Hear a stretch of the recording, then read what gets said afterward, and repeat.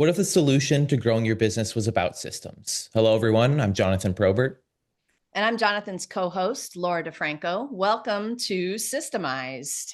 We're here to talk to successful entrepreneurs about the systems that help them grow their business. It's what we wanted to know when we started ours, and it's what's going to help you build yours. And today, we're excited to welcome systems developer Chase Avery to the show. How's it going, Hello. Chase? It's going good, man. It's nice to be here. Awesome to have you. Let me tell you guys a little bit about Chase first. In November of 2023, Chase founded Avery Automations with the hope to bring long-lasting value to his fellow go-getters. He believes business owners with value to give to the world deserve the same support to scale their business. Genuine relationships are essential for our small and scaling businesses to succeed in today's world, not just another face behind a screen. He believes in putting your business relationships first to ensure the top-level care and support your business needs. So, Chase, a quick shout out today because I loved listening to the bio actually, because you've done that for me. Like the tech people behind the scenes of a business, there can be a relationship that's so not a relationship, like Sure.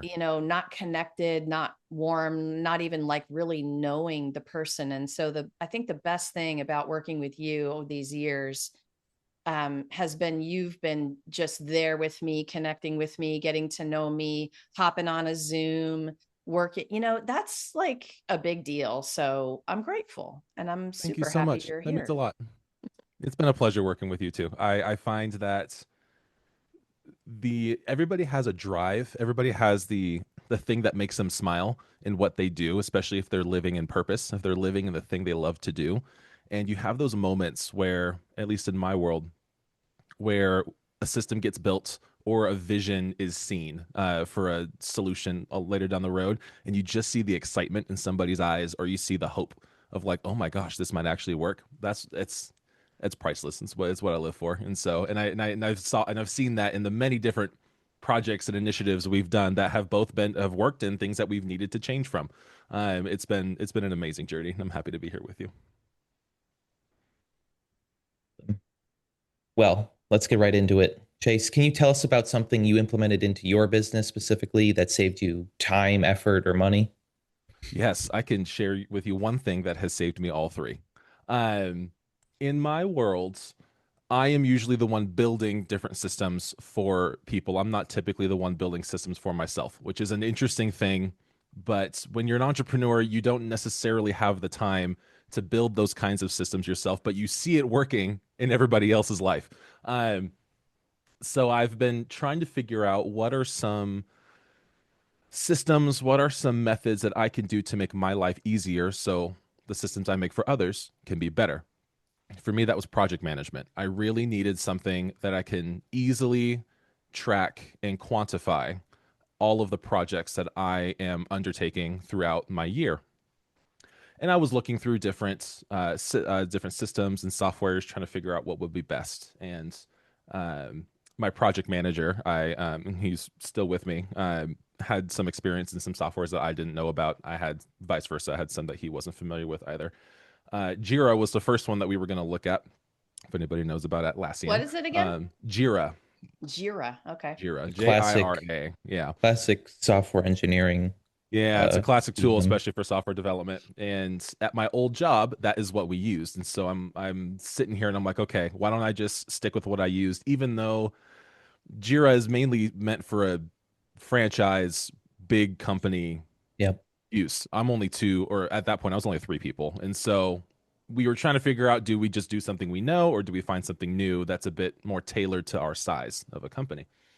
And we were giving it a go and trying to figure it out, and it ended up being more of a cost time wise than it was worth it. And we then took a turn to a software called Monday, which is a platform that can be used for much smaller teams, but can be scaled, kind of like what Entreport does. It's a system that both Laura and I use. And my project manager is a master at Monday, and this was my first attempt at really letting go of a major responsibility for the company. So I was a little nervous, and I'm like, okay, you know what you're doing. I'm going to give you, talking to my project manager, I'm giving you something to do to help us build our business. Oh my gosh, best decision I've ever made. In regards to tracking our time cards with our different clients, in regards to our different projects, we have mainly two different clients. We have our retainers and we have our project clients, which are handled differently. And so we need to have separate spaces for them that can manage the tasks that we need done, and timelines. Timelines, that's a whole nother thing, just making sure that we're on track to complete and to finish a project on time and deliver quality simultaneously.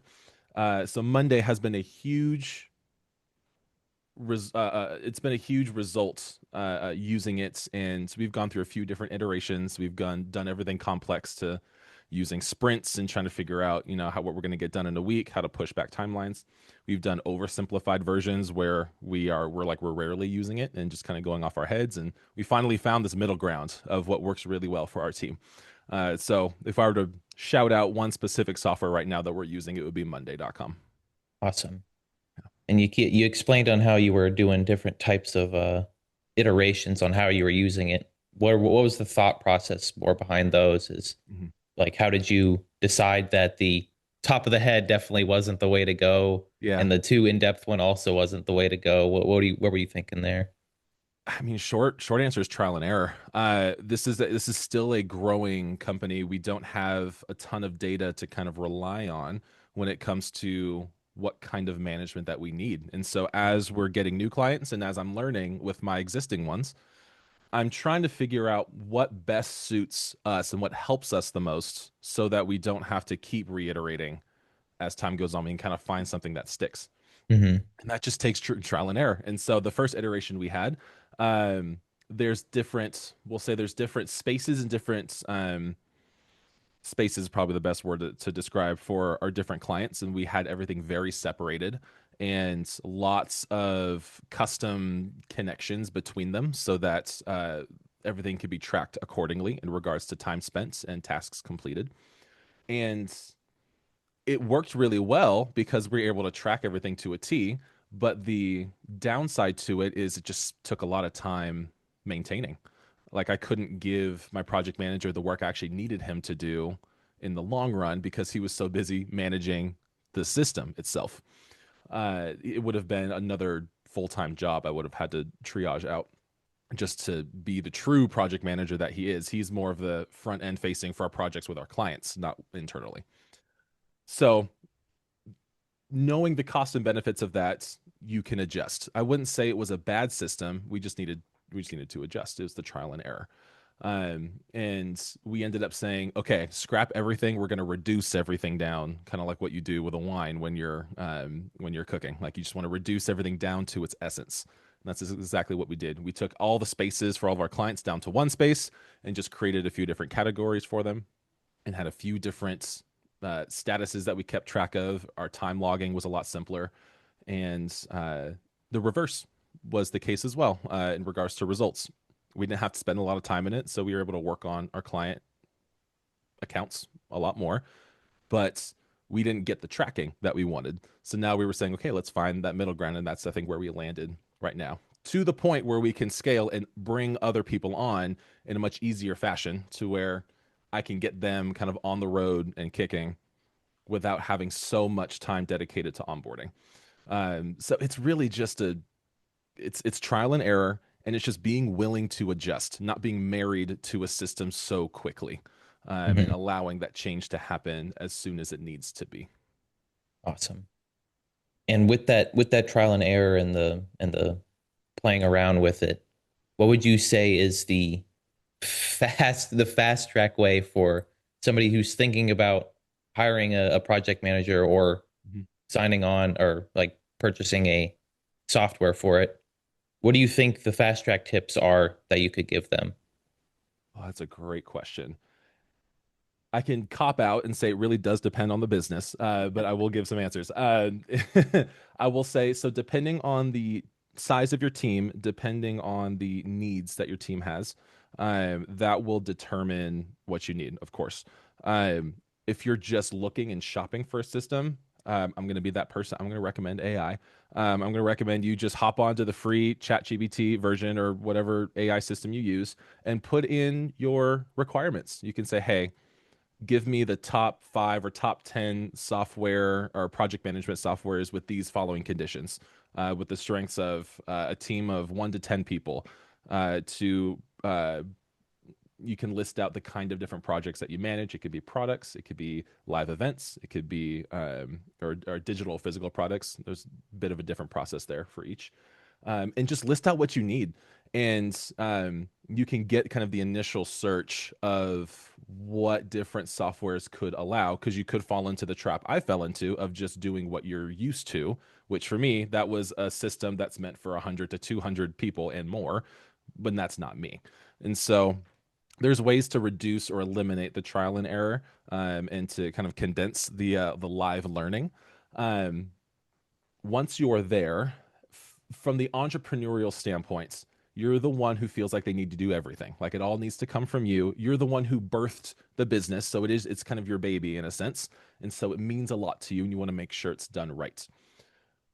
Do a lot of interviews and a lot of conversation with the kind of people that you want to hire to manage this process as well. Especially when you're starting out, there is a lot of emotions and a lot of processing that you are going to go through when you are giving such a valuable and precious part of your business to somebody else.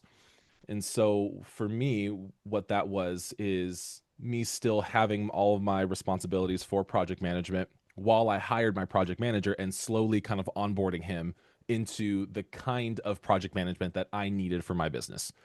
Being a little bit assertive and saying, hey, this is not how we do it. We need to do it this way. There's a couple times, even working on Laura's account, where I was bringing Andrew in to kind of do some smaller things. And there were some very small liberties, like naming conventions. If you're nerdy about that, that's something we take of great importance at Avery Automations. There were some things that he did incorrectly, we'll say, or something that he did that was not too standard of what we were doing with Laura. And all it takes is a 5-minute conversation of, you named our assets these things, we need it to be these things. Here's why. And it's been great ever since. So having that good relationship with your project manager in of itself, I would say, is equally as important as the software that you choose. Those two things can be a huge limitation to your scaling. If you don't have those things in line, if you aren't willing to have that trial and error, you won't get to where you want to be. It's all that risk taking. It's all the being that go-getter that Jonathan talked about earlier. Those I would say are the two things that you should really kind of hang on to. If you have those things and you're kind of getting those down, I think everything else will start falling in line as you're recurring your practice in trial and error, in refining the kinds of software that you want, and being willing for change and trusting your people. Definitely. I think the trusting your people part is very important there. Yes. I was gonna ask you if you didn't mention it about that, but yeah, I think you gotta Must have read your mind. set a good note on it there. Is if they're not doing what you want them to do, it's really just a simple, respectful conversation with Exactly. an assertive correction. Mm-hmm. Because if they're not doing it the right way, then it could end up with problems. But the fix is very simple, and you want to keep trusting them, so you got to tell them what to do. Yeah. So you can trust them later. Yeah. Well, it's all about growing and maturing, right? From an Yeah. entrepreneurial standpoint, you're always learning, you're always growing. I'm sure Laura can say that even for herself, even been in business for so long. You are still learning and still growing. So are the people with you. It's hard to be a part of a business that is volatile and that is new. Volatile just meaning things can fluctuate. Things can Yep. be up and things can be down very quickly. You can lose one client and lose, a fourth of your revenue, depending on the kind of business that you have. And so that room and that space of, yeah, stuff is going to happen and we're going to move through it. That not only does that help you move further, but that builds trust between who you're employing, of just, oh my gosh, okay, this is the guy or this is the gal who's running the show. He or she cares about this a lot, and it's okay for me to make a mistake and we can recover from it. Oh, okay. I find reduced errors after that space is there, because they're not as uptight and kind of stressed out. They're thinking a bit clearer and a bit better. And so I'm Mhm. totally with you on that. Yeah, it's a great thing. Awesome. That's all the questions I had. I'll send it over to my mom for more. Yeah, I love everything you're talking about. You're making me think of another way I've heard it said about your team members that you're bringing on. Hire slowly and fire quickly is how I've Yes. heard it a couple of times. Take your time. I love that. Yeah. Um, so Chase, like you, we love systems around here and we love Mhm. learning about new ones. I think you also understand, even you've said it a couple of times here, but the entrepreneurial journey can be really challenging. Mhm. I think the warriors sign up for this journey, but what do you think is the most important business building tip you want to share with our audience today? Mhm. Most important business building tip. Yeah. Um, that's a great question. I think you can go down a few different roads for this. I think depending on your strengths and weaknesses, your lessons and skills will be different. For me, it's uh, not being still when the success happens. That's been the big thing for me. And that's something I didn't really think about when I started my business. I thought it was just going to be all 1000% struggle 24 hours a day. There was a moment, there was November of 2023. No, that's when I started. 2024. I had my first swing of large income and the joy that went through my body of like, oh my gosh, a year and payoff, like it worked. Oh my gosh, something happened. That's a great feeling to have. It's very euphoric. What I fell into is being lackadaisical about what I'm doing to keep going. I kind of stayed in it for a little too long. And then January came around and it was hard again, like just the way it used to be. Now, I was in business for a year, so I wasn't really expecting myself to get that perfectly. But now, in hindsight, the lesson for me is to, especially in your first 5 years of business, and I'm only halfway through that right now, and so I have to. This is active advice for me as I'm actively learning. Is don't take your foot off the pedal, keep freaking going. Like you see the success that's happening, you see a number in your bank account that you didn't see before, like you see the reviews that your customers are giving you, you're seeing the smiles on their faces when they're given value from what you do to them or would do for them. Man, don't take your foot off that pedal. Keep going when things are hard and when you feel like you're failing or if you lose a client. Our business, we just lost a pretty major client due to infrastructure change that their company was is currently undergoing.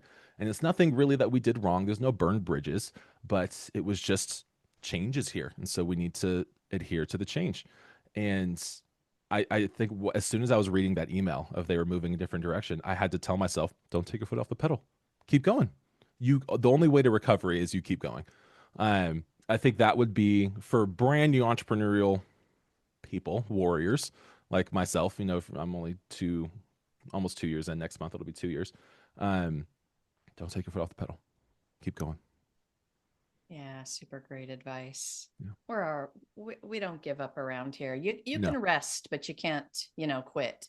Yes. So, and it's interesting how you put that because when you first answered the question, you said something about being still in it, and I'm like, Yes. oh, I wonder where this is going to go. And I get it. I get Yeah. it. It's Um, possible to be still in the storm. yeah, yeah.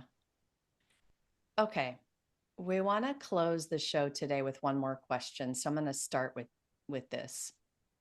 One of the goals of Systemized is to support our fellow entrepreneurs in their business to get the goal of that time freedom and the lifestyle we all want to live, right? What do you think is the biggest thing that entrepreneurship has done for you? Or like, what has it allowed you to do that might have been unexpected or something you never saw yourself doing? Mm, that's a great question. I have found before my, and depending on how much time I have, I can share a little bit about the story of how this came about. But when I was working in kind of a corporate job, I my mentality at that time was my job and whatever it entails is going to be the thing that fuels my purpose. It's going to be the money. It's going to be the thing that allows me to do what I want to do. The job itself is not the purpose. It's the means to the end. It's the means to the purpose. And I guess long story short, but November, same year we started, I got laid off from my job. And 2 weeks later, I had my business up and running. And where the moment of don't take your foot off the pedal started that night when I got laid off. Um, what entrepreneurship has taught me, both from people like yourself and just other entrepreneurs that I've gotten to interact with and had the pleasure of knowing, is you can make your purpose your everyday life. Like that moment, I'm getting goosebumps just thinking about it. But it's like my eyes, you hear people all the time about like your eyes just being opened from a particular experience. That was that for me, of just knowing that the kind of person I want to be, I can actually build that, and I can build it the way I want to. And if you are working at it and you are trusting, oh my gosh, you can experience a life you didn't think was available for you. You see it in other people, and you think that is something a 0.000001% of the population will ever get to experience, because they had the perfect circumstance, they had the perfect opportunity, they had exactly what they needed. Now you can go make that. Anybody can. You just need to drive and build some discipline, and you're there. That has been the biggest eye opener for me, is my life can be my purpose, not have to be somewhere for my purpose to work. Great answer. Being purposeful is something I think a lot of people struggle with. So that's a good answer, to actually get the purpose in yourself rather than finding it somewhere else, Exactly. Or you feel like you're wasting time to get your Exactly. purpose. Yeah. You're like, oh, man, I know I need to be here, but I don't want to. Like that inner, your soul is just kind of telling you something. Man, you listen to that? Ooh, Very you're here to powerful. be a Yep. warrior. Definitely. Anything else to add, Mom? No, I thoroughly enjoyed that answer as well. I'm like, yes, we could talk for 3 hours about We this totally one. Like, can. Yeah. yeah, it's a good one. I love it. And actually, this has been awesome, Chase, today, just getting to know you a little bit better, just kind of your deeper purpose and the way that you think. So, yeah, enjoying it. Likewise. Thank you for having me. Awesome. Well, Chase, thank you so much for what you do in the world and for being here today with us to share.